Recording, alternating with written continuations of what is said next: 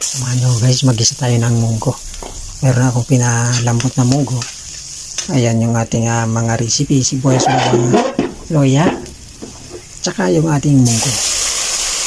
Ayan, bilis lang guys. Yummy yan. At siyempre yung bangot natin dyan, ayan, kunting asin at saka ang bangot natin dyan yung prinito na naman nagalunggong sa tubig. Dito sa tubig yan. Ayan. Para hindi tayo matinik. Iyan yung lubi-lubi. Dahil wala tayong ibang makuha sa paligid. Lubi-lubi lang ang ating sahog. Saka siyempre yung ating malunggay. Ayan na pamienta pala naglagay tayo. Sarap ang kaya natin ito. Ito na yung pamienta guys.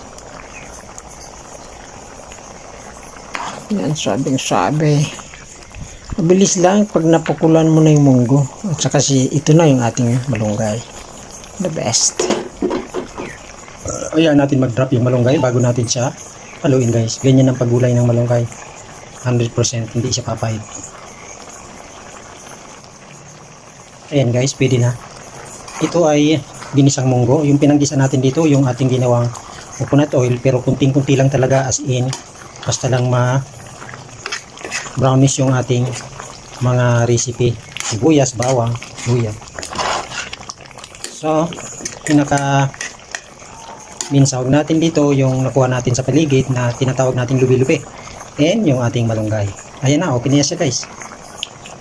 Yummy na yan. Safety tayo dito at marami-rami to, kaya magpipista ng ating tiyan. Dahil wala tayong dahon ng ampalaya, kaya iyan ang ating nilagay. May mga nakuha pa tayong kunting malunggay at saka lupi-lupi sa paligid.